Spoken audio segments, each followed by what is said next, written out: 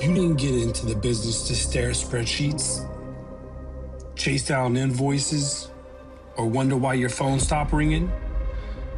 You got in to build something, a business, a legacy, a life on your own terms. But nobody told you how hard that actually is. Torsion Talk is for the garage door owner who's out there in the field before sunrise, solving problems nobody trained you for, and building anyway, because that's who you are. This is your industry, your conversation. Let's get into it. I'm Ryan. Welcome to Torsion Talk.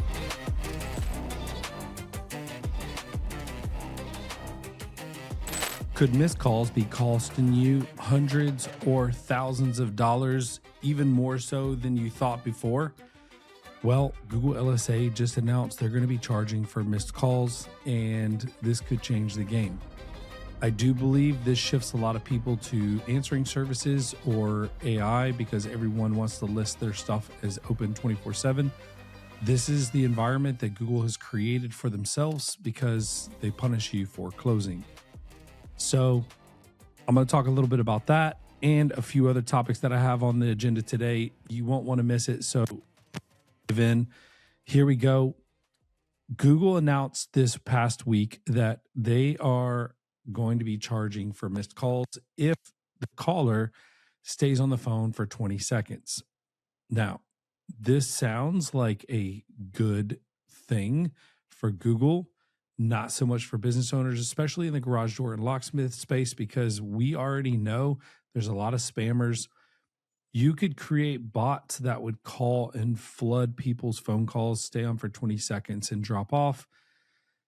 And this, quite frankly, could eliminate your budget and leave you with tens of thousands of dollars of fake ad spend. All of us probably have more than we would like in our weekly budget. So if that ceiling is set so high and now we're going to be charged for missed calls, even if they're spam, could present financial issues for a lot of garage door companies across the country or a lot of companies in general.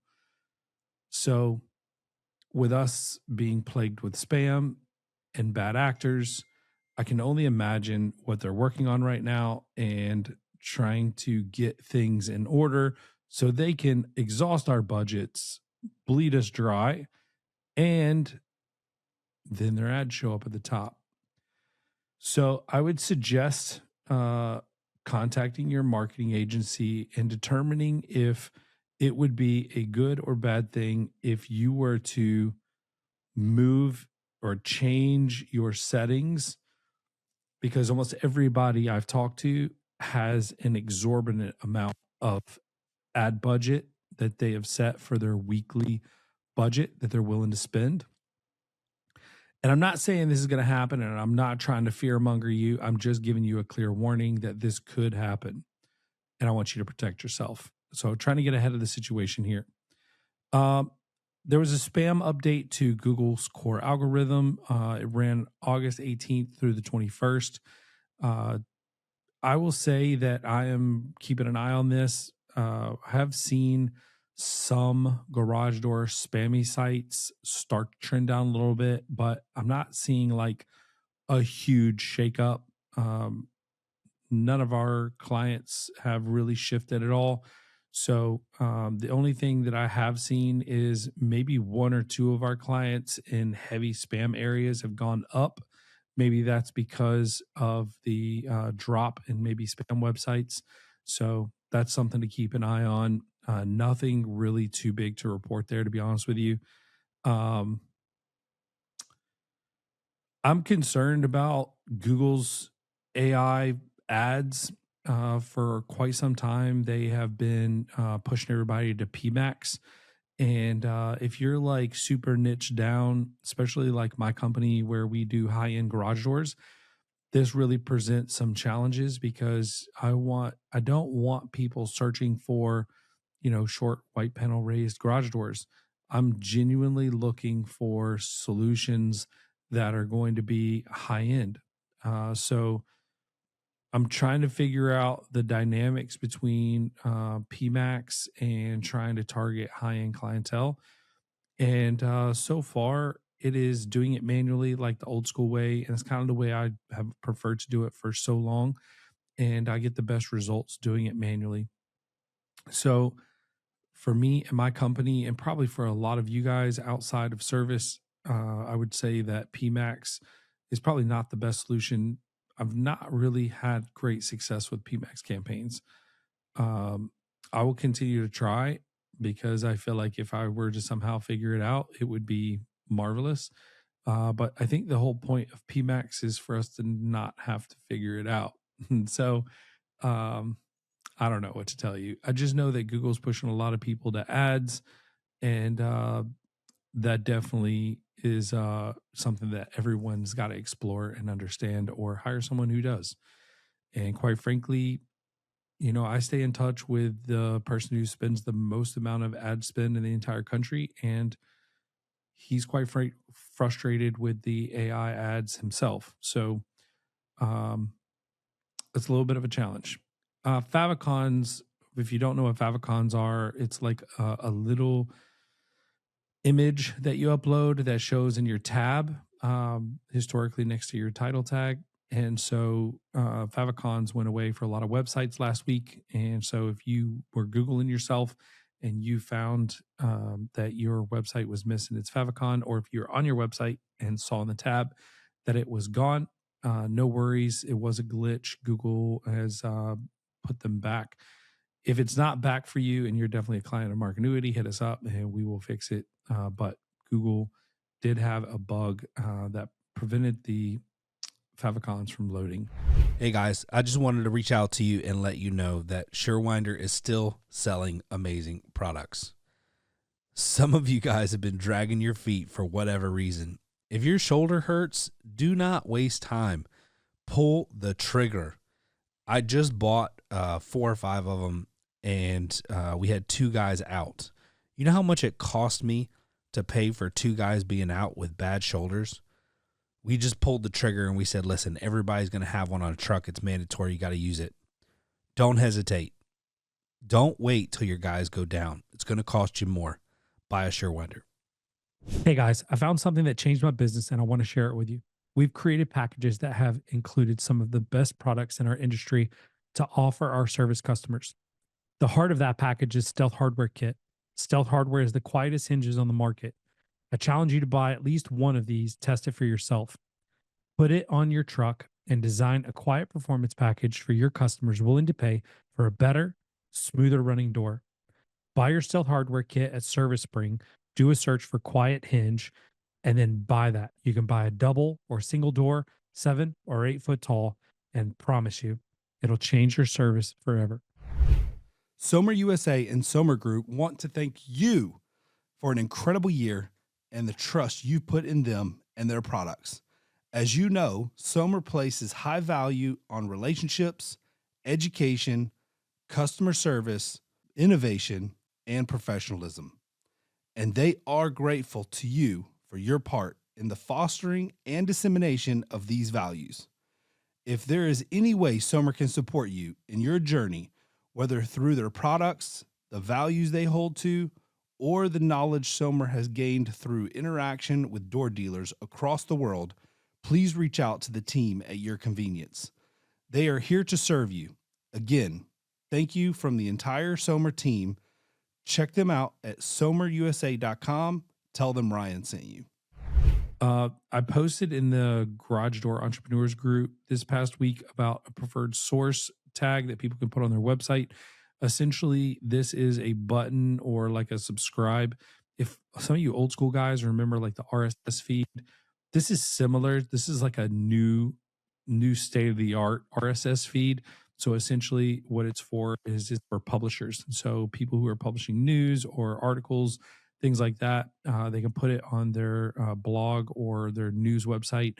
And people who are browsing that, they like the content or the writer or whatever, they can hit that button. And what's going to happen going forward is that content's going to be sourced more in their AI overviews and AI mode. So it's just basically giving the algorithm a little bit about information about the situation. This will be interesting to see if home service type companies try to use this. I don't know that it will be beneficial, but it's worth trying. And I love testing things. So, of course, we're going to try to test it and see if there's anything good that comes out of it, because I really don't see a whole lot of benefit to it, but it's possible. I could see a scenario down the road where articles or sites in the same category who have more people who choose to subscribe to your content in that way could be a ranking factor. So I'm not saying it is a ranking factor. I'm just saying it could be down the road, and it's worth exploring, even if it's not intended for home service businesses. ChatGPT, I'm seeing a lot of offers. And most recently, I got an offer for $500. Spend 500, get 500, which is actually pretty decent, especially for ChatGPT ads. And so for new ad spend, if you're interested in testing it, you can get your first $500 basically reimbursed to you. If that's something you're interested in, they are promoting that to garage door companies. And so if you see that, might be worth taking advantage of. All right, so I've been talking a lot about GBPs. Multiple Google Business Profiles is definitely the way to go. Uh, I will say that Google Business Profile is basically become like a checkbox. If you meet these specific requirements, you can get it approved. And there's things you can do to better your odds as well. Even if in some form or fashion it goes against their guidelines, which is really weird and unique. But what I can say is that I'm able to get a lot of these up and running for our clients and others that a lot of people say can't be done, and it can be. And also, they're very difficult to take down in some cases.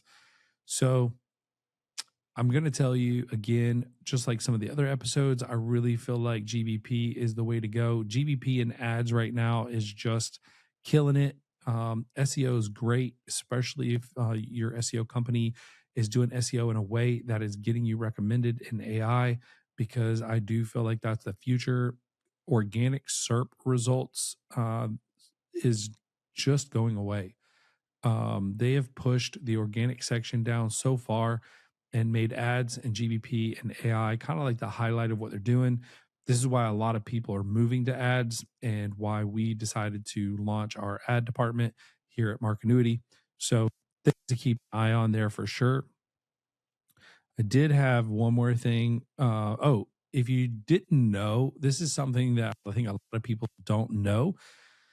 And you really need to be careful, because I'm seeing a lot of like big home service or like garage door marketing agencies building multiple gateway pages for like the same city. Let me just make sure that I explain this properly. So, a gateway page is basically a page that you generate trying to hijack traffic from an area that you don't actually work in, or like a service that you don't actually offer, but then try to switch them to another service. The problem is that as a home service company, we're limited by one major thing, and that's geographical space, right? So, uh, the one way we get around that as a business is we create these service area pages. And service area pages, technically by Google's guidelines, are a no-no because it's considered a gateway page. However, they haven't really done anything about it for a very long time. And so we just kind of like ignore it. It's essentially like, if you have rules and you're not going to enforce them, people are going to take advantage of them. And quite frankly, the spammy sites have taken advantage of them so much that it's one of those things where we have to do it in order to protect ourselves and control our territory. So I just want to say that you want to be really smart when creating these service area pages, because they are against Google guidelines. And if you create a service area page for every type of service that you offer, I think number one, it's a bad strategy. And number two, you're way more likely to get busted by Google and potentially have your site and domain banned from Google search. Is it going to happen? I don't know. But I'm just telling you that if you create like 5 to 10 service area pages, with each one of them being hyper focused on a specific service. I think if Google was going to ban someone, it would be that company there. And I'm seeing it happen with some of these larger home service company um, marketing agencies that serve the garage door industry, which is crazy. And maybe they just feel like if it got banned, they could get it back, or maybe they just don't know. I have no clue, but I would just suggest if you are with one of those big companies and they're trying to talk you into building multiple service area pages for different types of service, I would just back off that a little bit. You can absolutely rank 100% with one service area page for multiple keywords for a city, depending on how aggressive that city is and how aggressive the competition is and whatever. And also taking consideration like how far away you are from that place. These are all challenges that I think you have to figure out on the risk reward side and make a decision. The Google Business Profile thing is definitely, there's some gray area there, but Google seems to be okay with the gray area as long as you check boxes. And I genuinely believe ads, GBP, and well-built service area pages is definitely the way to go right now. And you just want to make sure that you abide by the rules as closely as humanly possible, because you don't want to have bad intentions, and you certainly don't want to be banned from Google, because that is like a death sentence. I hope this podcast was good. Thank you for following along. Appreciate all our sponsors. We wouldn't do this without you. Thank you so much. Have a blessed week.